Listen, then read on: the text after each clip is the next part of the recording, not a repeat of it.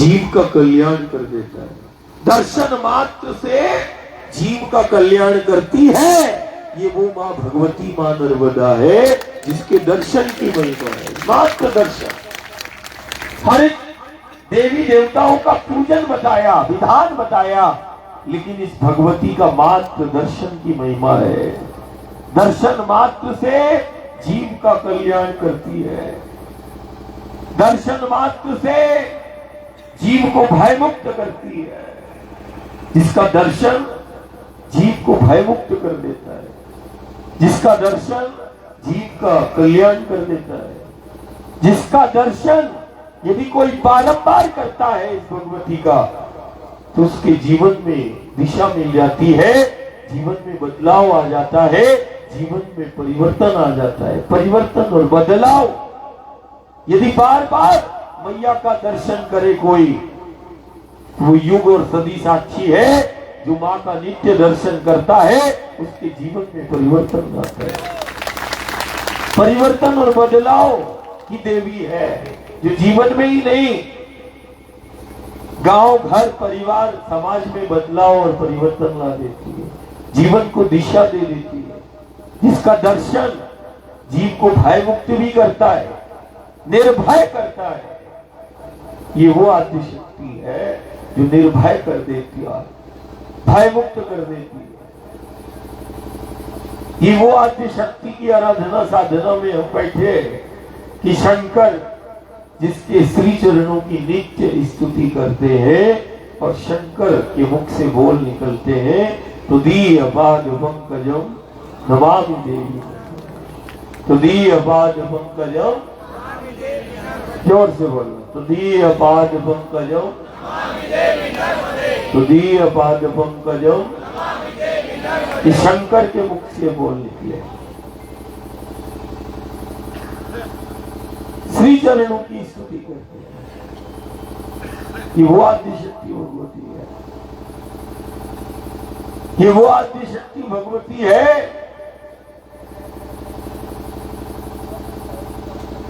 जो सिर्फ भूमंडल में ही नहीं, ब्रह्मांड में जितने तीर्थ है, ब्रह्मांड में जितने तीर्थ है, उन समस्त तीर्थों की नायक, सर्व तीर्थ नायक नमामि देवी नर्मदे। ये तीर्थों की अग्रज है, ये तीर्थों की नायक है, ये तीर्थों की जननी है। यदि इस भगवती का एक बार यदि कोई ध्यान करता है और इस भगवती का शक्ति का एक बार यदि कोई पूजन कर ले, तो ब्रह्मांड के समस्त तीर्थों का मान हो जाता है। सिर्फ भूमंडल नहीं, ब्रह्मांड में दृश्य अदृश्य जितने भी तीर्थ हैं, उन समस्त तीर्थों का मान हो जाता है जो केवल एक बार नर्मदा मैया का ध्यान कर लेता है, पूजन कर लेता है। असाधारण अयोध्या प्रभु श्री राम की जन्म स्थली है, जगत विख्यात है। ये वही पथ है, प्रभु श्री राम की साधना स्थली है, जो 24 वर्ष प्रभु ने उपासना की। ये प्रभु की उपासना और साधना स्थली है। 24 वर्ष पिता के वचन पर 14 वर्ष वनों में भ्रमण करते हैं और धर्म स्थापना और धर्म रक्षा के बाद इसी नर्मदा के पथ पर 24 वर्षों तक उपासना और साधना करते हैं। ये वो प्रभु राम की साधना स्थली है, ये रेवा का पथ है। त्रेता में, त्रेता की प्रभु राम की नारायण की साधना स्थली है, और द्वापर में, ये द्वापर में कृष्ण की अजय स्थली है। ठाकुर को, नारायण को अजय करती है द्वापर में, ये वो भगवती आदि शक्ति है। अजय कर दिया, कृष्ण की अजय स्थली है, जहां कृष्ण अजय हुए, कि जिस पक्ष में खड़े हो गए बाबा, और जिस जो पक्ष में खड़ा हो जाए वो कभी पराजित नहीं हो सकता। अजय कर दिया कृष्ण को, अजयश्वरी। और ये वही पथ है कि द्वारका में कृष्ण और रुक्मणी का पाणी ग्रहण संस्कार हुआ, लेकिन ये वही तट है, वो मंगल उत्सव हुआ, विवाह उत्सव हुआ द्वारका में, लेकिन कृष्ण का पाणी ग्रहण संस्कार इसी नर्मदा के पथ पर हुआ, जिसको रुक्मणी तीर्थ कहते हैं। ये वही पथ है कि रुक्मणी के भाव पर, आत्मनिवेदन पर भाई को चतुर्भुज का स्वरूप का दर्शन कराया, जैसे अर्जुन को कुरुक्षेत्र में विराट स्वरूप का दर्शन कराया, वैसे ही ठाकुर ने रुक्मक को यहाँ पर चतुर्भुज स्वरूप का दर्शन कराया। अजय इसलिए ऐसे ही आज नांदेड़ में भी दो परिवारों के संबंध का देखो, परिक्रमावासी और हम उसके साक्षी दो परिवारों के बन रहे, दो परिवारों का संबंध स्थापित हो रहा है, दो बच्चों के संबंध का साक्षी। और 5000 वर्ष पहले इसी नर्मदा के पथ पर सप्त ऋषि और सिद्ध, ये पुराण की प्रामाणिकताएं हैं कि वो पाणी ग्रहण संस्कार वो कृष्ण और रुक्मणी का इसी नर्मदा के पथ पर हुआ, और विवाह और मंगल उत्सव द्वारका में हुआ। ये स्कंद पुराण का रेवाखंड कहता है, पुराण प्रामाणिकता कहता है। ऐसे ही आज नांदेड़ में उत्सव है। मैं रोज बोलता हूं कि मेरी दृष्टि है मां, ये दृष्टि जिसमें हम जीव जगत संसार को देखते हैं, खुद को भी देखते हैं और उस परमात्मा को भी देखते हैं, वो दृष्टि केवल और केवल मां प्रदान करती है। इसीलिए हम रोज कहते हैं मेरी दृष्टि है मां और मेरी सृष्टि भी है मां। कितना चीज हो गया? दो। दृष्टि भी है मां और ये सृष्टि भी है मां। मेरी दृष्टि, मेरी सृष्टि है मां, मेरी भक्ति और मेरी शक्ति है मां, मेरा अस्तित्व और मेरी पहचान है मां। जीव जगत ब्रह्मांड में सर्वत्र है मां, कण कण में व्याप्त है वो मां। सिर्फ मां है जो राम और कृष्ण को भी जन्म देती है, मां ही तो है। देखो, जन्म देने वाली को दुनिया मां कहती है, हम तो जीवन देने वाली को भी मां कहते हैं, हम तो पालने वाली को भी मां कहते हैं। देखो देखो उस मां को, और हमें मां के रूप में हमें प्रत्यक्ष शक्तियां प्राप्त हैं।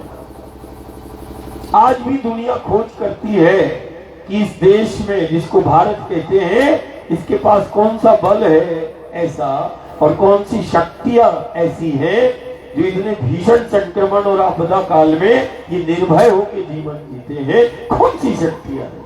आज भी दुनिया खोज करती है, आज भी दुनिया के लिए खोज का विषय है कि कौन सी शक्तियां हैं जो इनको भयमुक्त जीवन प्रदान करती है। वो कौन सी शक्तियां हैं कि संक्रमण और आपदाओं के दौर में निर्भय होकर आनंद से जीवन जीते। कौन सी शक्तियां हैं, और वो कौन सी शक्तियां हैं? आज भी दुनिया खोजती है कि इस देश में ऐसी कौन सी शक्तियां हैं, कौन सा इस देश के पास बल है जो इसको कभी विश्व वंदनीय बना देता है, कभी विश्व गुरु बना देता है, कभी सिर्फ घर का नहीं दुनिया का संचालन इसके हाथ में दे देता है। ये इस धरा पर, इस देश में ऐसी कौन सी शक्तियां, और शक्तियां प्रत्यक्ष है। ऐसी शक्तियां हमें प्राप्त है जिन शक्तियों ने हमें सारी दुनिया में वंदनीय कर दिया, विश्व वंदनीय बनाती है। ऐसी शक्तियां हमारे पास है प्रत्यक्ष। विश्व वंदनीय बना दिया। कभी सिर्फ घर का ही नहीं, दुनिया का, विश्व का संचालन हमारे हाथों से करा देती है। और हमारे पास वो शक्तियां हैं जो विश्व में हमें गुरु बना देती है। वो शक्तियां हैं, बोले कौन सी शक्तियां हैं जो विश्व वंदनीय बना दिया? कौन सी शक्तियां हैं जिन्होंने हमारे गांव नगर को तीर्थ बना दिया? वो कौन सी शक्तियां हैं जिसके कारण वो परमात्मा ईश्वर हर युग सदी में बारंबार इस धरा पर अवतार लेता है, इसी देश में वो जन्म लेता है और बारंबार आता है। ये वही देश है। कौन सी शक्तियां है जो कभी गांव नगर को तीर्थ बना देती है? कौन सी शक्तियां हैं जो गांव नगर को गुरु गोविंद और शंकर का धाम बना देती है? कौन सी शक्तियां हैं जो सारे जगत में पूजनीय बना दिया, वंदनीय बनाती है? कौन सी शक्तियां हैं जो हर युग सदी में दुनिया को चलाने की सामर्थ्य हमें देती है? कौन सी शक्तियां हैं जो हमें दुनिया में गुरु के स्वरूप में बना देती है, विश्व गुरु बना देती है शक्तियां। ये वही शक्तियां हैं। दुनिया उसको नदी के रूप में देखती है, गंगा के रूप में हमें शक्ति प्राप्त है, नर्मदा के रूप में शक्ति प्राप्त है। ये साधारण शक्तियां नहीं। गंगा, यमुना, गोदावरी, कावेरी, नर्मदा दुनिया के लिए नदी है, दुनिया के लिए ये बहता हुआ पानी है। हमारे लिए ये बहता हुआ पानी नहीं, हमारे लिए साक्षात भवानी है। हमने नदी के रूप में शक्ति को पाया, हमने नदियों के रूप में हमें शक्तियां प्राप्त है, असाधारण शक्तियां प्राप्त है नदियों के रूप। देख, गंगा है मेरे पास, देख नर्मदा है मेरे पास, देख गोदावरी और यमुना की वो धारा है मेरे पास। ये दुनिया के लिए नदियां हैं, हमारे लिए साक्षात शक्तियों को हमने प्राप्त किया है। हमें सिर्फ जानना है, हमें प्राप्त नहीं। हमें तो जन्म से ही तुम्हें प्राप्त है ये शक्तियां, जन्म से प्राप्त है। देखो नर्मदा सर्व तीर्थमयी गंगा और यमुना को जहां मिलती है, और गुप्त सरस्वती, उसको बोला जाता तीर्थों का राजा, प्रयाग को। और जिसके द्वार पर हमारे गांव और घर हैं, इसको बोला जाता है तीर्थों की नायक, सर्व तीर्थ नायक, तीर्थों की जननी, जो तीर्थों को प्रकट करती है और अपने द्वार पर तीर्थंकरों को, सिद्धों को शरण देती है। ये वो भगवती आद्य शक्ति है, इसकी आराधना साधना जानो। मानना प्राथमिकता नहीं है, बात मानने की नहीं है, बात जानने की है। कि हमें जानना होगा कि हमारे पास कौन सा बल है और हमारे पास कौन सी वो शक्तियां हैं जो सिर्फ जीवन का ही आधार नहीं, सिर्फ गांव और घर को जीवन नहीं देती, घर और गांव को बस नहीं चलाती। हमने इन शक्तियों के बल पर दुनिया को चलाया है, दुनिया पे राज किया है। ये वो शक्तियां हैं। गंगा, नर्मदा, असाधारण हमें शक्ति प्राप्त है दुनिया के लिए।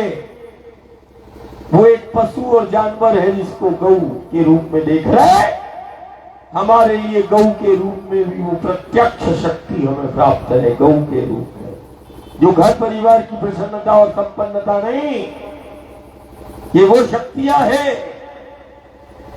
कारण यदि परमात्मा अवतार लेगा, ईश्वर अवतार लेता है, तो अवतार का कारण होता है। हर युग सदी में कारण बना, भगवान के आने का कारण बनता है, अवतार का कारण बनता है। क्या कारण हो सकता है अवतार का? हमारे में तो ऐसी कोई खूबी नहीं जो हमारे लिए आ जाए। क्या कारण है अवतार का? अवतार लेता है, युग साक्षी है, बारंबार अवतार लेता है, लेकिन वो अवतार जो जीव और जगत की मूल आधार शक्ति है, जो हमारा आधार शक्ति है, उसी के लिए उसका अवतार होता है और वो उसी के संग में रहता है और उसी की महिमा और महत्व को हर युग सदी में बताता है। जो हमारा आधार है उसी के लिए गोविंद का अवतार है ना। और हम ही दुनिया में कि गौ के रूप में हमें शक्ति प्राप्त है, गंगा नर्मदा के रूप में, गोदावरी कावेरी के रूप में दुनिया के लिए नदियां हैं, हमारे लिए शक्तियां हैं। ये वो शक्ति है जो घर और गांव को बस नहीं चलाती, ये वो शक्तियां हैं जो परमात्मा और ईश्वर से भी मिलाती। ये वही शक्तियां हैं। बोले कौन सी शक्ति है जो परमात्मा और ईश्वर से मिलाती? बोली गऊ है, गंगा है, नर्मदा है, और हम ही दुनिया में है जो धरती को माटी को मां के रूप में पूजते हैं। हम माटी का मान करते हैं और हम माटी को हम मां के रूप में पूजते हैं। दुनिया में कोई नहीं मिलेगा जो धरती को माटी को मां कहता हो। हम पूजते हैं माटी को, इस भूमि को, माटी को। ये माटी के रूप में वो शक्ति हमें मिली है जो सप्त महाद्वीप में जो भारत का एक टुकड़ा जिसको हम बोलते हैं धरती, ये इतनी असाधारण है, ये सारी दुनिया को पालन पोषण करने की सामर्थ्य रखती है। ये धरती का टुकड़ा जिसको भारत कहते हैं, सारी दुनिया विश्व का पालन पोषण करने की सामर्थ्य है इस माटी में। इस माटी में वो बल है कि सारी दुनिया को खिलाने का और सारी दुनिया को चलाने की ताकत है इस माटी में। सारी दुनिया को हमने खिलाया। तब तो बोलते हैं दुनिया में कौन से देश हैं, कौन से राष्ट्र हैं जिनके आगे पीछे मां शब्द का संबोधन करते हैं। बचपन से लेके आज तक तुम सुनते आए हो भारत माता की बोलते आए हो। एक ऐसा राष्ट्र जिसको माता का दर्जा प्राप्त, क्या खूबी है इसमें? युग साक्षी है, प्रमाण है। जब संकट आया, आपदा आई दुनिया में, तो ये वही माटी है जिसने सारी दुनिया को खिलाया है। इतना अन्न पैदा करती है ये, इतना सा टुकड़ा, इतना सा माटी। सारी दुनिया में घूम के देखिए, बता दे कौन सी माटी में कितना बल है। सप्त महाद्वीप की परिक्रमा कर लोगे, उसके बाद अपनी इस जन्मभूमि को ही तुम पाओगे। इस माटी में वो ताकत है, दुनिया को खिलाने की, दुनिया को चलाने की ताकत है। युग साक्षी है, विश्व का पालन पोषण करती है, और जो पालन पोषण जो करती है वही तो मातारी और मां कहलाती है। ये माटी को हम इसीलिए मां कहते हैं, धरती को पालन पोषण करती है। और मैंने बताया हर युग में अवतार होता है, लेकिन अवतार उन्हीं के लिए हुआ जो जीव जगत का आधार है, जो हमारा आधार है। उसी के लिए गोविंद अवतार लेता है, नारायण अवतार लेता है, भगवान अवतार लेता है। बोले कौन सा है अवतार का कारण और कौन सी वो शक्तियां हैं जो हमारा आधार है और उस आधार के लिए अवतार है? बोले देखो ये धरा है, इस धरा के लिए, इस माटी के लिए गोविंद आया। ये देख धेनु गौ अवतार लेता है।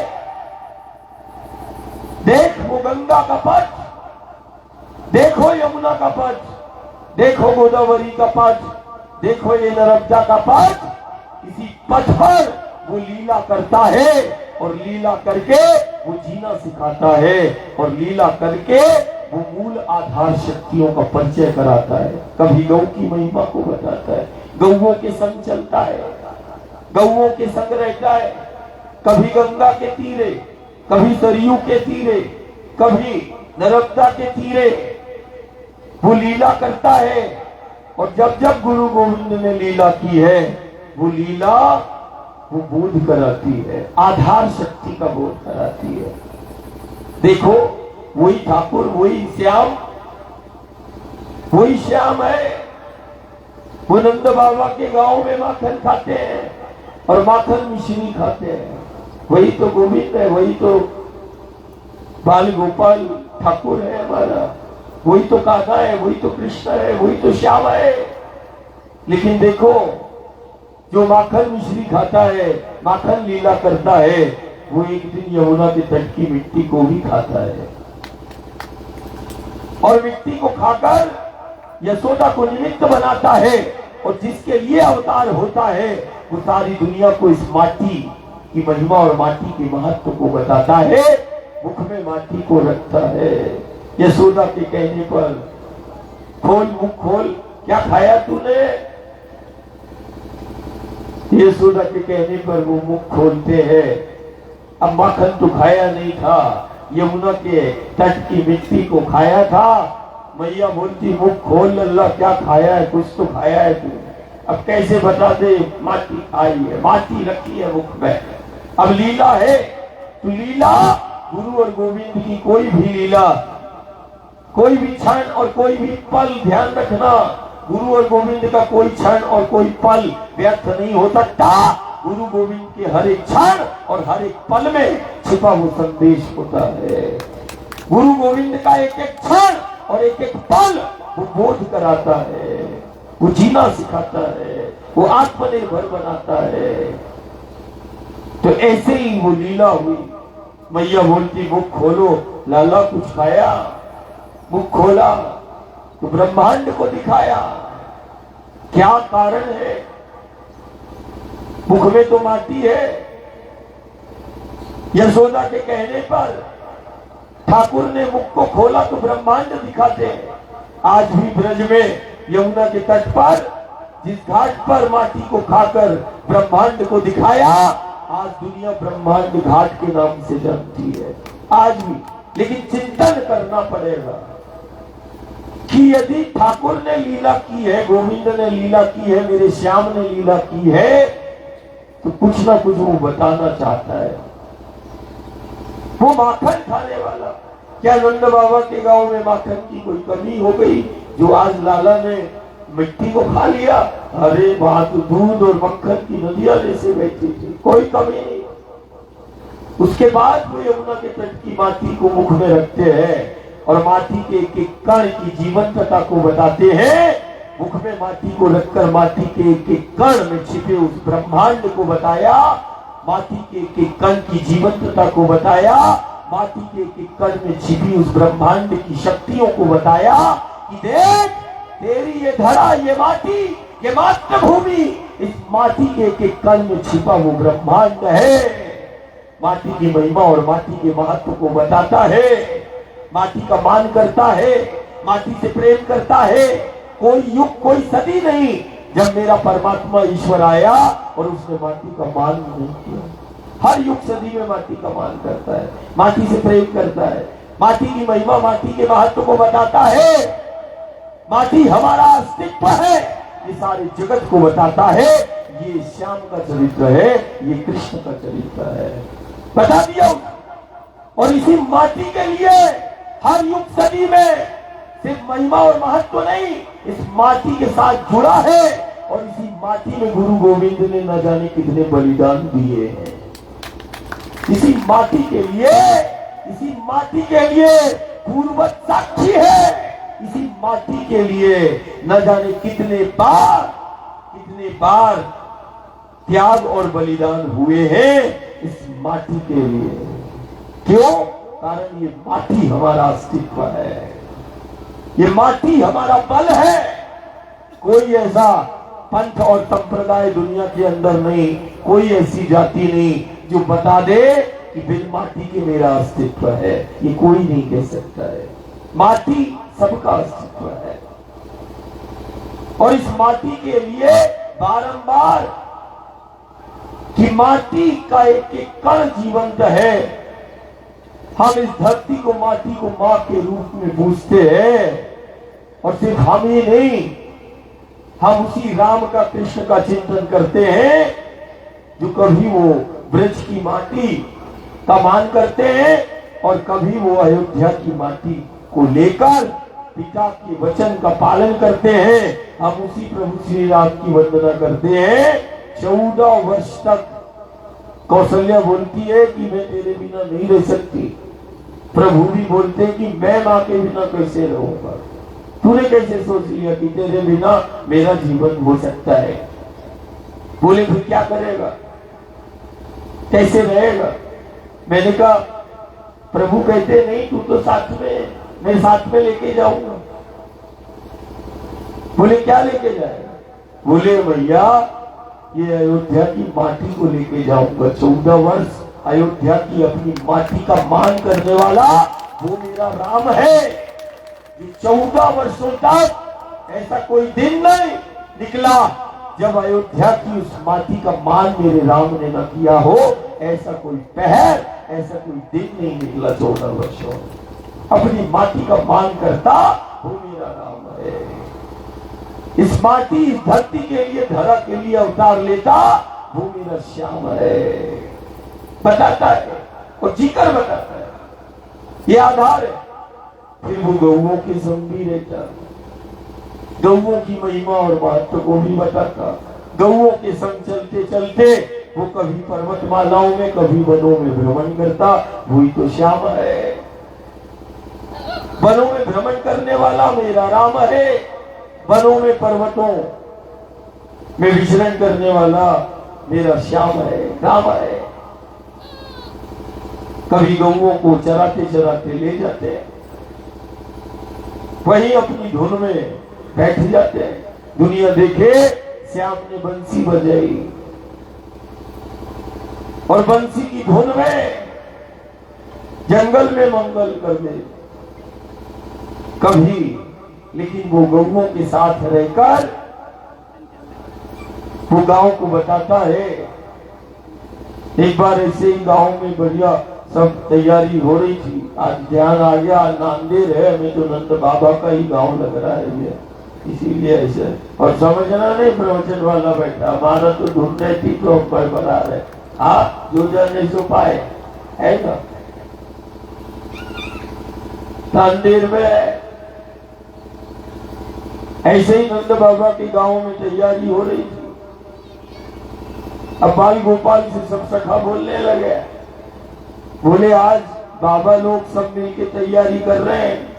किस बात की तैयारी है? क्या गांव में होगा? तनिक बाबा से पूछो। कृष्ण को बोलते हैं, सखा बोलते हैं। बोले गांव घर द्वार सज रहा है, थोड़ा तुम पूछो। पूछा कि बाबा ये गांव, घर द्वार और ये किस चीज की तैयारी हो रही है? बाबा बोलते गांव की सुख शांति समृद्धि के लिए, अच्छी बारिश के लिए, प्रसन्नता संपन्नता के लिए हमारी परंपरा है। हम देवी देवताओं को प्रसन्न करने के लिए हम यज्ञ करते हैं। बोले बाबा यज्ञ करते हैं इसके लिए? बोले घर की सुख शांति समृद्धि के लिए, गाना अच्छी बारिश हो उसके लिए। इंद्र को प्रसन्न करते हैं, देवताओं को प्रसन्न करते हैं, यज्ञ करते हैं। बोले बाबा हमारे गांव नगर की सुख शांति समृद्धि तो गायों से है, क्यों ना सामूहिक रूप से गौ पूजन करा लो। कब से प्रारंभ हुआ गौ पूजन? ध्यान देना।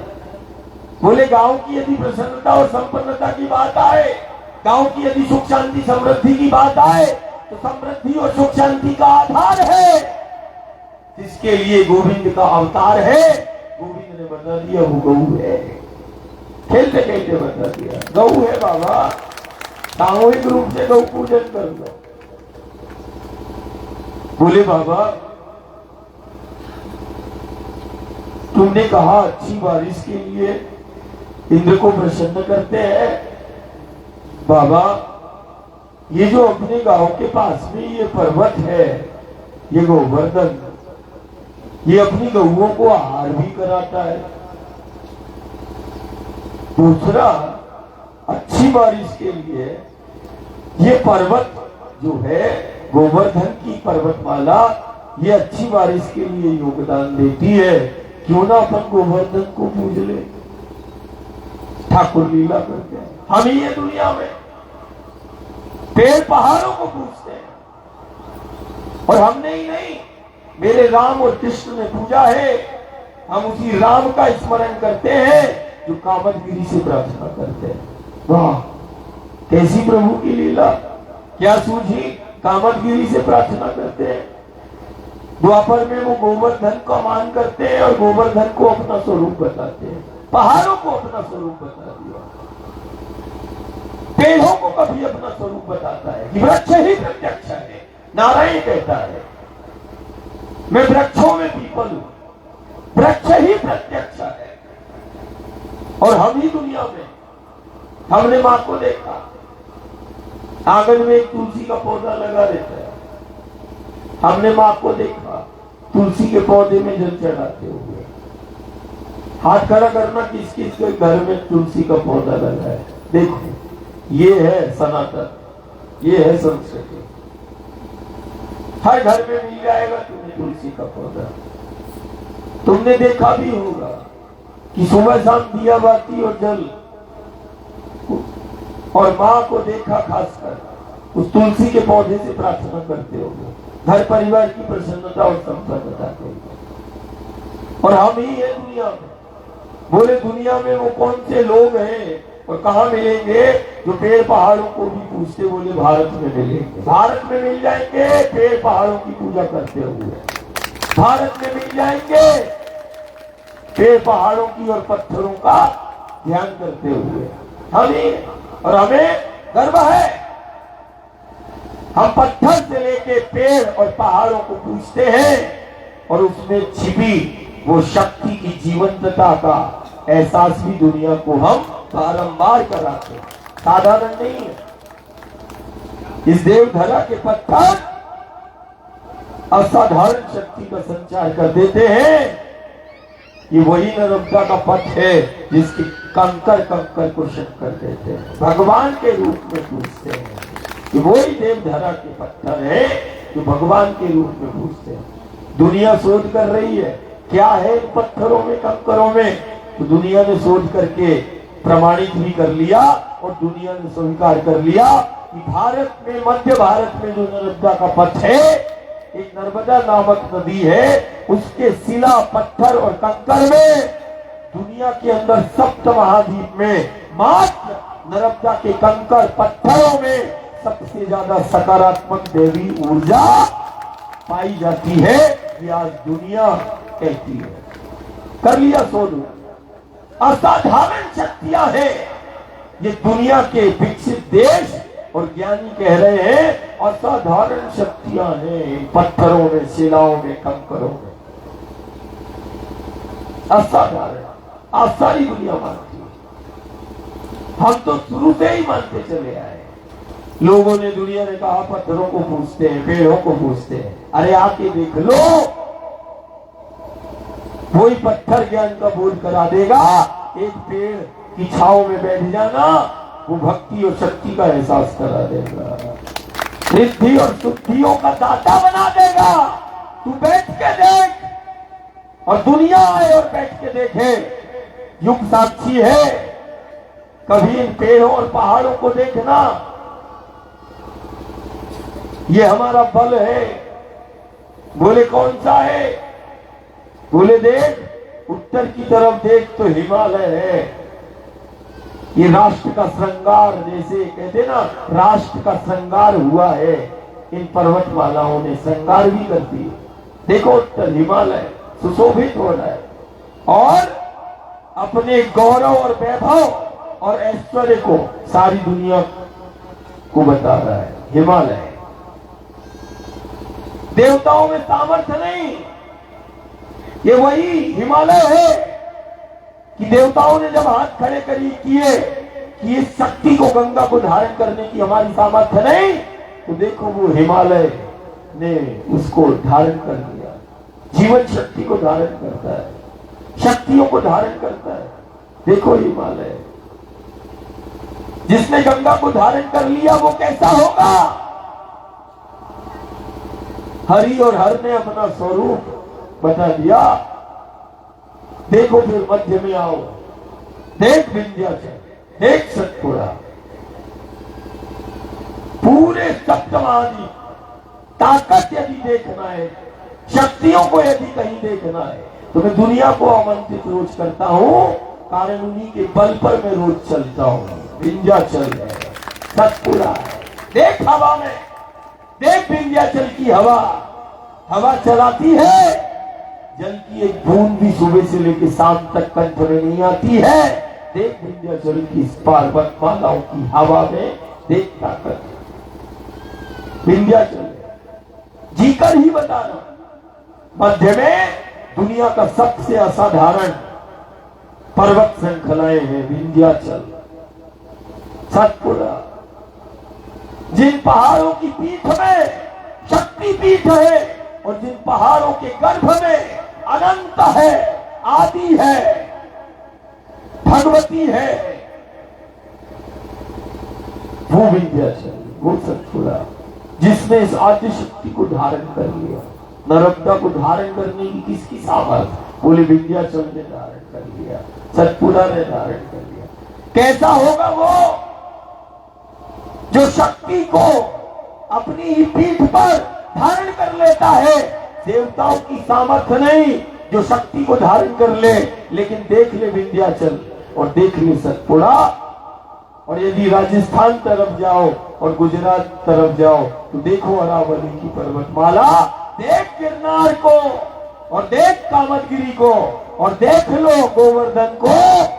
बल को यदि देखना है, सामर्थ्य यदि देखना है, तो देखो इन पर्वतमालाओं को। छिपा है सामर्थ्य, छिपा है। राम का सामर्थ्य है, कृष्ण का सामर्थ्य है।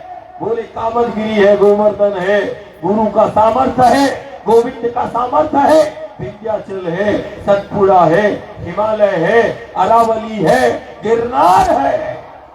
गिरनार में छिपा मेरा गुरु और गोविंद है, विंध्याचल में छिपा मेरा गुरु और गोविंद है, हिमालय में छिपा मेरा शंकर महाकाल है। देख, ये सुशोभित कर, थोड़ी देर के लिए इन सबको अलग कर दो। जैसे शरीर से मेरुदंड अलग कर दो, तो सिर्फ कल्पना करना कि हमने तुम्हारे शरीर से मेरुदंड को निकाल दिया है। अब तुम्हारी क्या स्थिति होगी? और हम जगत की तुम्हारी सारी संपत्ति तुम्हारे द्वार पे रख दें, सारी जगत की संपत्ति तेरे द्वार पे रख दूं, बस मेरुदंड को बाहर निकाल लूं, देख तेरी सामर्थ्य कितनी रहेगी। वो दुनिया की संपत्ति तुझे चला ना पाएगी, चलाने की तो बहुत दूर की बात है, खड़ा नहीं कर पाएगी घर पे। दुनिया की सारी संपत्ति रख दूंगा, मेरुदंड को खींच लूंगा और उसके बाद बोलूंगा खड़ा होके दिखा। खड़ा होना तो बहुत दूर की बात है, बैठ नहीं सकता है, केचुए जैसी स्थिति हो जाएगी रहने वाला। ऐसे ही ये राष्ट्र है, बिन हिमालय के, बिन विंध्याचल सतपुड़ा के, अरावली की पर्वतमालाएं, बिन गिरनार के, हमारी वही स्थिति होगी जैसे शरीर से मेरुदंड। अरे मेरुदंड पूरा ही ना निकाले, गुड़िया खिसक जाए तो बैठना मुश्किल हो जाता है और चलना। ऐसे ही ये पर्वतमालाओं को हमें संरक्षित करना होगा, जिसमें छिपा हमारा जीवन है। ये जीवन शक्ति को धारण करता है, इसीलिए गुरु गोविंद बताता है। बोले बाबा क्या हो रहा है? बोले बाबा सभी का गोवर्धन है, गोवर्धन गौओं को आहार करता है और ये आधार शक्ति का संवर्धन और संरक्षण ये गोवर्धन करता है। बाबा गोवर्धन का पूजन कर लेते हैं, अच्छी बारिश में भी योगदान देता है, आज दुनिया का ज्ञानी कहता है। लेकिन दुनिया का ज्ञान और विज्ञान ये कहता है सागर से मानसून चलता है। ये विकृति है, विसंगति है। और सागर से जब जितने वर्ष से सागर से मानसून चला है, विनाश ही उसने दुनिया का किया है। नहीं तो पहले विंध्याचल, सतपुड़ा और हिमालय की वादियों से, इन पर्वतमालाओं से, जंगलों से ये मानसून बनता था तो सुख शांति और समृद्धि रहती थी, विकास रहता था। लेकिन जब से मानसून का केंद्र सागर बना, महासागर बने, तब से देश और दुनिया में महाविनाश चालू हुआ। मानसून का केंद्र तुम्हारी प्रवृत्ति के कारण दुनिया ने सागर को दे दिया।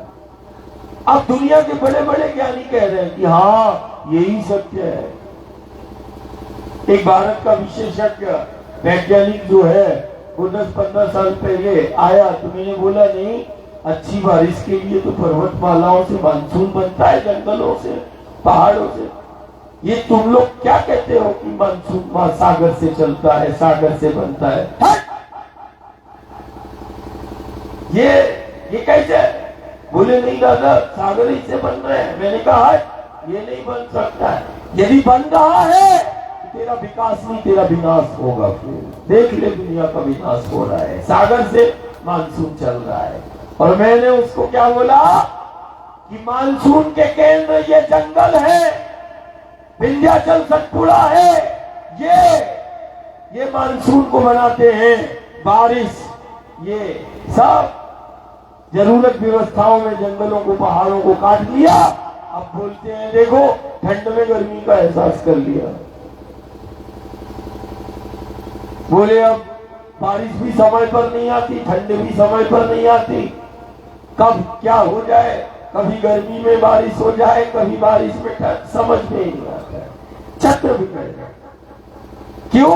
कारण जहां से संचालित हो रहा था, हमने जरूरत और व्यवस्थाओं पर इस देश दुनिया ने उन पर्वतमालाओं को और उन पहाड़ों को, जंगलों को खत्म कर दिया। तो एक तो वो कि बिगड़ गया चक्र।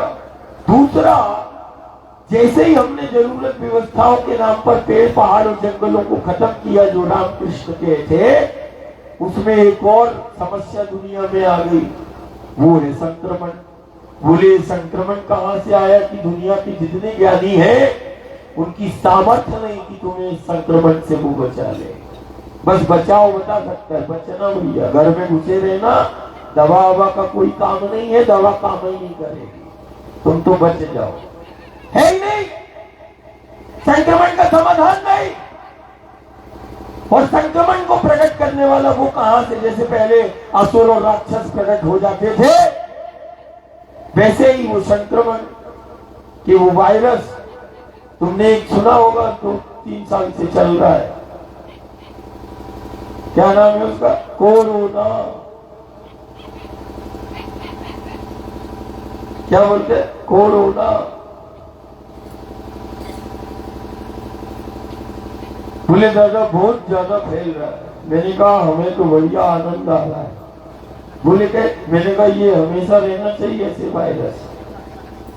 मैंने उस दौर में, संक्रमण काल में, मैंने नर्मदा के जल के अंदर के वो चमकते हुए कंकरों को देखा। उस समय पर स्वच्छ निर्मल नीरा देखा।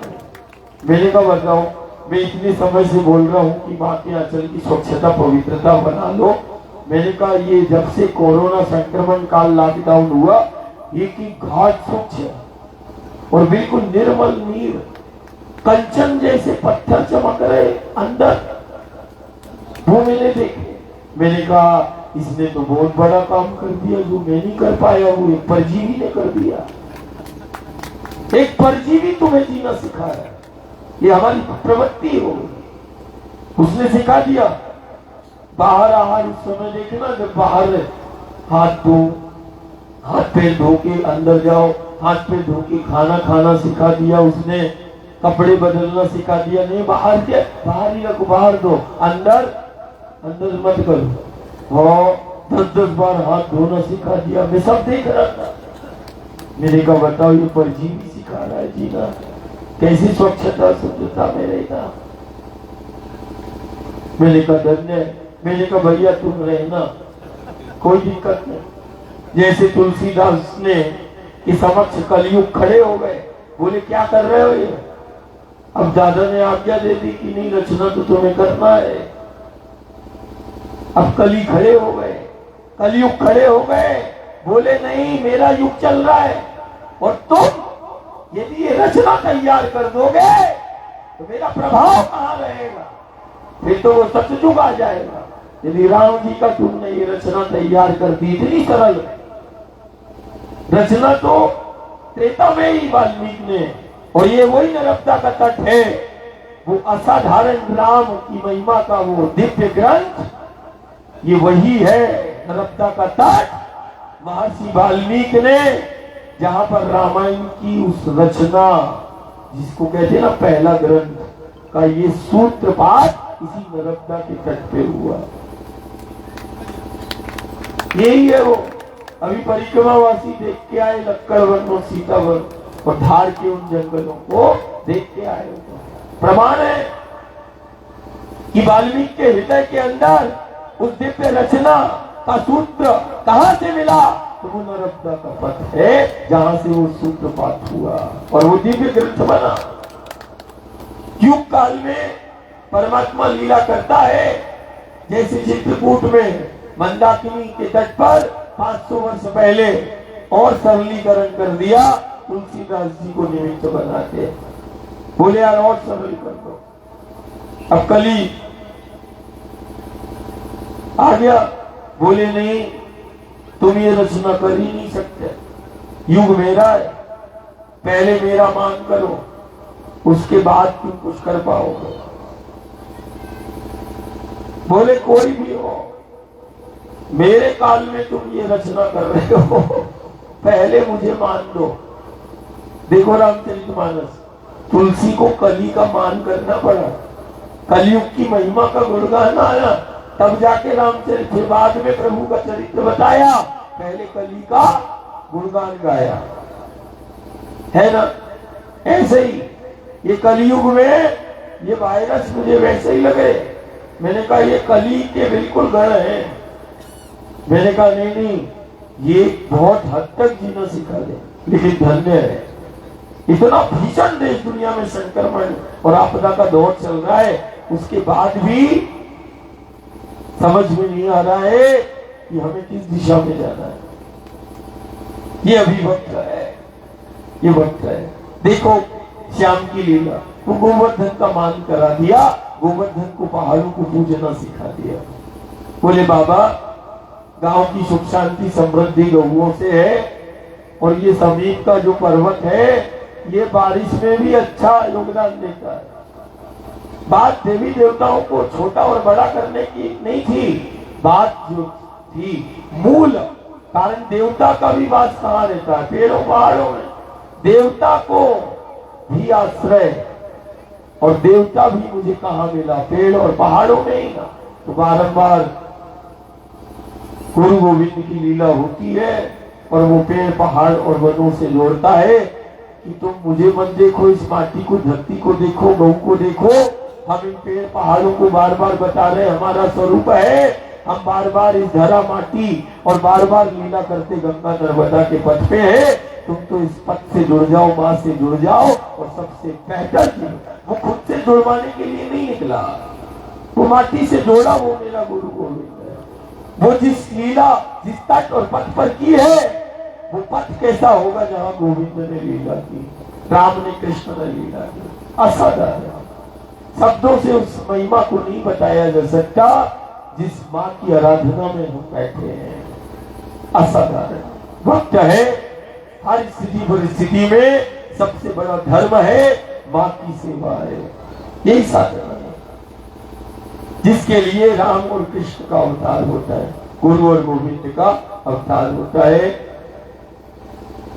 आज मैया का पूजन अंधेर में है और परिक्रमावासी के रूप में भी एक परिवार चल ही रहे हैं जो निष्काम भाव से अपना जीवन जीते चले आए घर परिवार समाज के लिए। और एक भाव ही होता है, अब चलना तो है लेकिन ये भी घर परिवार का एक योग बन गया कि चलते ही चलते जो है दो परिवारों की संधि के साक्षी परिक्रमावासी हो रहे हैं। ये भी एक अपने आप में अद्भुत बात है। और वो भी बच्चे कैसे होंगे, जन्म कहीं लिया, लेकिन कहते ना उन संबंधों का साक्षी कौन हो रहा है, न जाने परिक्रमावासी के रूप में। कहते ना द्वार पे परिक्रमावासी आ जाए, साधु आ जाए, संत आ जाए, सन्यासी आ जाए, न जाने कौन सा सिद्ध कौन सा देवता तुम्हारे द्वार में आ जाए, है ना। तो मैया की आरती पहले करते हैं और फिर हम उस संधि के भी साक्षी हम बनेंगे। लेकिन पहले मैया का पूजन अर्चन तटवासी परिवार और परिक्रमावासी सब, और उसके बाद फिर हम प्रसाद